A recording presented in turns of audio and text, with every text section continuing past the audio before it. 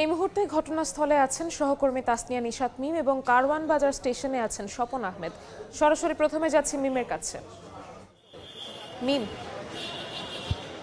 রাজধানীর ফার্মগেটে মেট্রো স্টেশনের 433 নং পিলারের পাশে কিন্তু আজ রোববার বেলা 12:30টার দিকে একটি দুর্ঘটনার ঘটনা ঘটেছে এবং এই ঘটনায় কিন্তু একজন ব্যক্তি তৎক্ষণাৎ স্পট ডেড হয়েছেন বলে আমরা কিন্তু এখানে উপস্থিত হয়ে দেখতে পেয়েছি। এখানে উপস্থিত প্রত্যক্ষদর্শীরা যেটি বলেছেন যে একজন নিহত হওয়া ছাড়াও কিন্তু দুইজন আহত হয়েছে বলে তারা জানিয়েছেন এবং আহতদের কিন্তু প্রাথমিক চিকিৎসার জন্য হাসপাতালে পাঠানো হয়েছে বলে কিন্তু এখানে প্রত্যক্ষদর্শীরা যেটি আমাদের জানিয়েছেন। তো এই ঘটনায় কিন্তু তৎক্ষণাৎ উপস্থিত হয়েছিলেন তেজগাঁও থানার ওসি। তিনি যেটি জানিয়েছেন যে নিহত ব্যক্তির নাম আবুল কালাম আজাদ, তার বাড়ি শরীয়তপুর বলে তিনি কিন্তু নিশ্চিত করেছেন। তিনি যেটি বলেছেন যে নিহত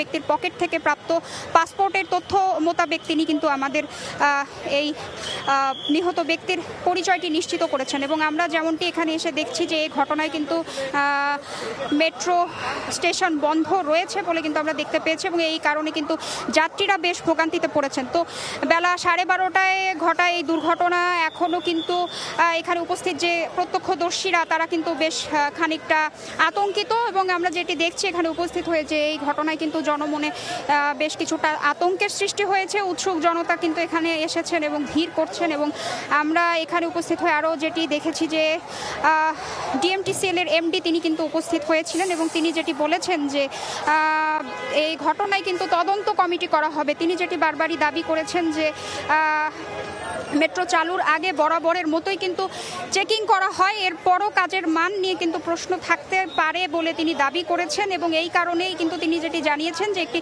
তদন্ত কমিটি করা হবে এবং তদন্ত কমিটির মাধ্যমে ব্যবস্থা নেওয়ার কথা কিন্তু তিনি জানিয়েছেন এবং তিনি যেটি বলেছেন মেট্রো স্টেশনের অর্থাৎ ডিএমটিসিএল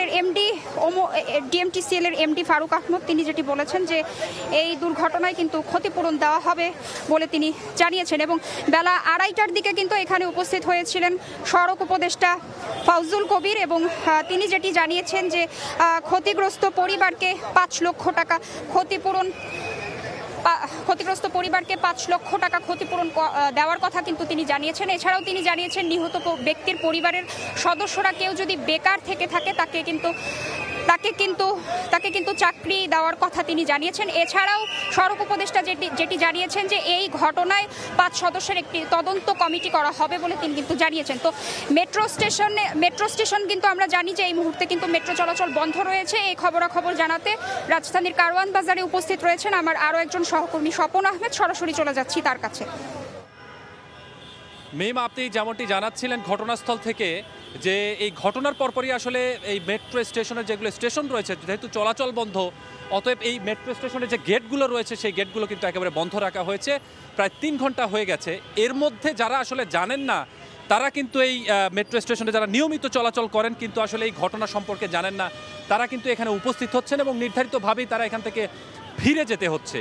যদিও এই ঘটনা তারা এখান থেকে আসলে জানার পরে আসলে তারা বেশ কিছু বিষয় নিয়ে অভিযোগও করছেন। তারা বলছেন যে মেট্রো স্টেশনের মতো বা মেট্রো রেলের মতো এত বড় একটি প্রজেক্টে আসলে এ ধরনের ঘটনা তারা কোনোভাবেই কাম্য করেন না। পাশাপাশি তারা বলছেন এই ঘটনায় সুষ্ঠু তদন্ত হোক এবং যারা আসলে এই বিষয়গুলো তদারকি করেন, বিশেষ করে মেট্রো কর্তৃপক্ষ সহ যারা আসলে তদারকি করেন তাদেরকে তারা আসলে বলছেন যেন তাহলে হয়তো বা সঠিকভাবে তারা তদারকি করছেন না, এর কারণেই আসলে এই ধরনের ঘটনাগুলো ঘটছে। এমনটি মেট্রো স্টেশন বা মেট্রো রেল যারা যাতায়াত করেন বা চলাচল করেন তারা কিন্তু আমাদের কাছে অভিযোগ করছেন, কেননা এই রকম ঘটনা এর আগেও ঘটেছে। যেটি বলছিলাম যে গত 18ই সেপ্টেম্বর ঠিক ফার্মগেটেই অর্থাৎ ফার্মগেটের যে পিলারে আজকে ঘটনা ঘটেছে সেই ঘটনা পার হয়েই কিন্তু এই সেম ঘটনা ঘটেছিল, যদিও সেদিন কোনো আহত বা নিহতের সংখ্যা ছিল না।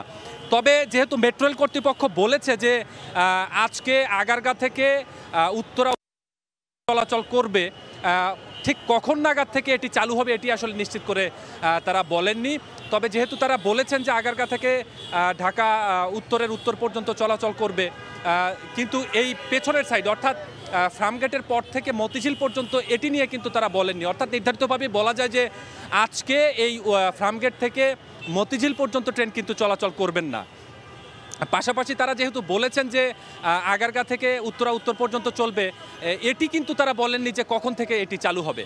তো যারা আসলে আসছেন তারা ভোগান্তি স্বীকার করে এখান থেকে যাচ্ছেন, কেননা প্রতিনিয়তই যারা ব্যবহার করেন তারা কিন্তু অনেকেই আসলে ভুলেই গিয়েছেন যারা গণপরিবহন ব্যবহার করতে, তাদেরকে গণপরিবহনে যেতে হচ্ছে, এটি নিয়ে তারা ভোগান্তি প্রকাশ করছেন। পাশাপাশি আরেকটি বিষয় তারা উল্লেখ করেছেন যে কোনো দুর্ঘটনা হলেই আসলে মেট্রো স্টেশন তালাবদ্ধ করে এখানে আসলে কোনো ব্যক্তি থাকে না।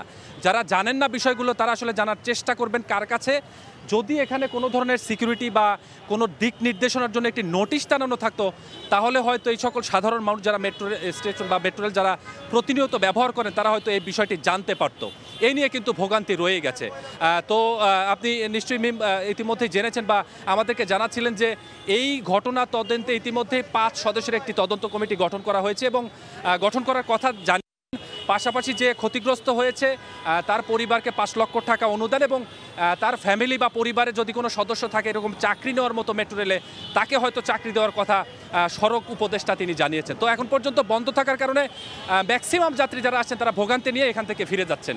এই ছিল এখন পর্যন্ত মেট্রো বন্ধ হওয়ার পরে মেট্রো স্টেশনে যারা আসছেন যাত্রীরা ভোগান্তি নিয়ে আমার কাছে সবশেষ অবস্থা।